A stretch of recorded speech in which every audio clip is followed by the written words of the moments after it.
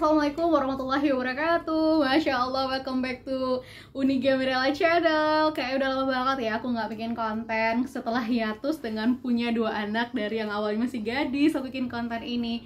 Insya Allah kedepannya aku bakalan rutin nih bikin konten di YouTube, karena jujur aku kangen dengan diriku ketika aku eksplor di sini. Nah, teman-teman jangan lupa ya di like sama di subscribe. Habis itu boleh banget ngasih aku gift di sini biar aku semakin semangat bikin kontenku.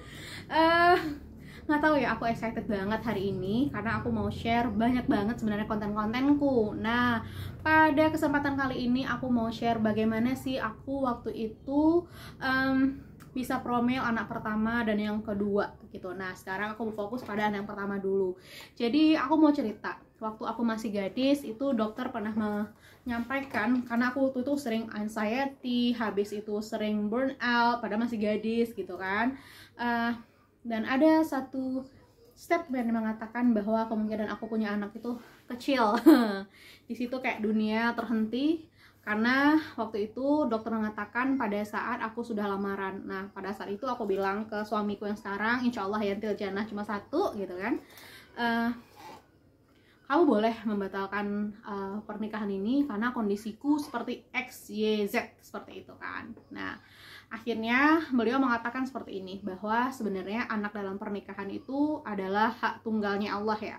Jadi tugas kita tuh adalah ikhtiar, dan kita nggak pernah tahu tuh kapan Allah kasihnya.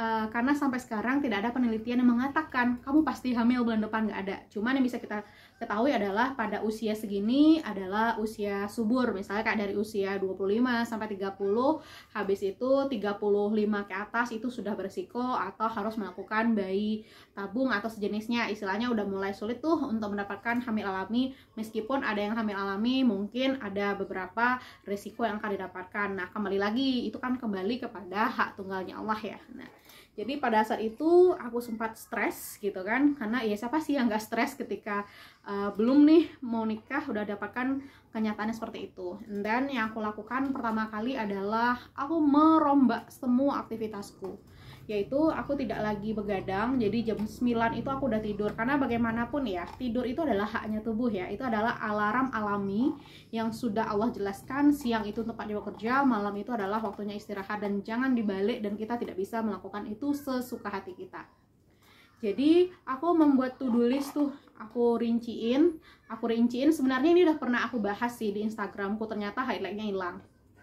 Nah, jadi pada saat itu aku mulai menata 3 hal: makanku, jam tidur, sama aktivitas. Setelah aku runut tuh sama kayak anak yang lagi GTM ya. Nanti aku bahas itu. Nah, jadi teman-teman gitu, ketika aku mulai mengatur pola makanku, habis itu aku mengatur pola tidur. Teman-teman kalau nggak, tahun 2019 itu aku benar-benar memperbaiki pola makan, pola diet, meskipun pada saat itu ya ternyata ada diet yang salah, yang keliru aku lakukan gitu. Nah, jadi aku mendapatkan berat badan proporsional untuk hamil, yaitu di 48 dengan tinggiku 150. Nah, jadi aku melakukannya itu 3 bulan sebelum kami menikah gitu. Nah, jadi saranku kepada teman-teman yang lagi berjuang promil gitu, pastikan 3 bulan sebelum promil itu badannya udah steril alias sudah sehat, udah fit to the system gitu, sistem hamil gitu. Karena rahim itu ibarat rumahnya calon anak kita selama 9 bulan 10 hari. Bayang nggak ketika kita makan junk food gitu, habis itu makan kita nggak teratur, tidurnya nggak karuan, ngasih dia stres, ngasih dia trauma or everything gitu. Kebayang nggak nanti anak itu tumbuhnya seperti apa? Karena nanti aku akan bahas di next videonya apa sih hubungannya masa persiapan kehamilan, habis itu masa hamil dengan kehidupan anak setelahnya. Nah, once again aku bukan expert, aku hanya cerita berdasarkan pengalamanku. Nah, tapi teman-teman bisa konsultasi dengan ahlinya ya, jangan asal cerita ke semua orang.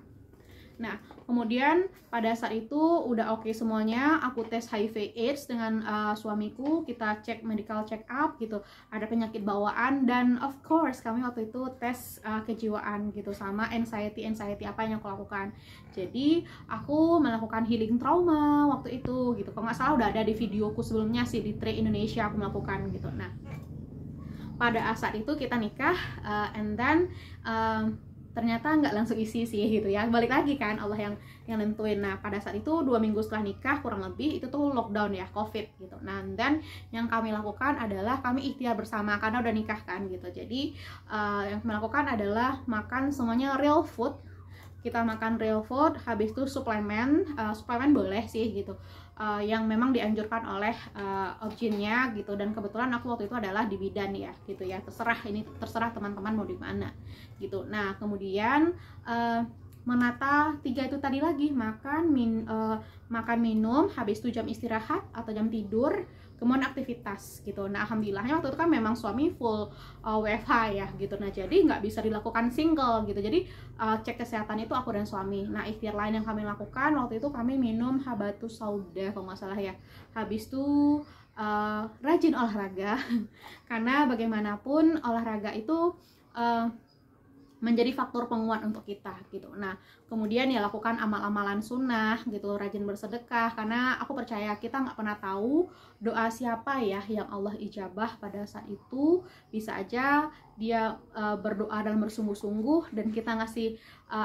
kebaikan kepada mereka yang dititipkan pada mereka, dan Allah kemudian kabulkan. Nah doa kepada orang tua ya, jadi orang tua sama mertua minta doa dan keriduannya, kemudian pasrahkan sih sama Allah gitu, karena tugas kita tuh adalah ikhtiar, nggak usah ngoyo aku udah melakukan ini itu kok belum hamil juga, karena itu tuh memang hak tunggalnya Allah. Jadi itu sih yang aku lakukan pada saat promil. Jadi pastikan kamu pranya itu sudah sangat baik gitu kan, proporsional lah ya pada saatnya ketika sudah menikah, maka lakukan seperti yang aku lakukan tadi, atau memang hal lain gitu. Namun saranku gitu, ini kan hanya cerita pribadiku ya, tetap kamu konsultasi kepada ahlinya. Dan kemudian untuk yang masih gadis, kalian you are so lucky karena kamu punya kesempatan seperti yang aku ceritakan sekarang. Kamu bisa mempersiapkan dirimu sematang mungkin gitu. Dan untuk laki-laki pastikan tidak merokok. Why? Karena rokok itu adalah silent menurutku ya, karena aku adalah salah satu penyintas dari orang-orang yang bisa kena asma, punya riwayat itu, dan aku sangat pembenci perokok itu. Nah itu perjalanan aku untuk promil anak yang pertama. Nanti aku ceritakan ya pas anak kedua. Itu dulu cerita dari aku. Teman-teman jangan lupa ya like, comment, dan subscribe, dan berikan gift-nya supaya aku terus berkembang YouTube channelnya. Teman-teman boleh kok sharing ke aku, nih dia bahas tentang ini dong. Oke, let's go gitu. Nah jadi itu dari aku, sampai jumpa pada video selanjutnya. Bye bye. Assalamualaikum warahmatullahi wabarakatuh.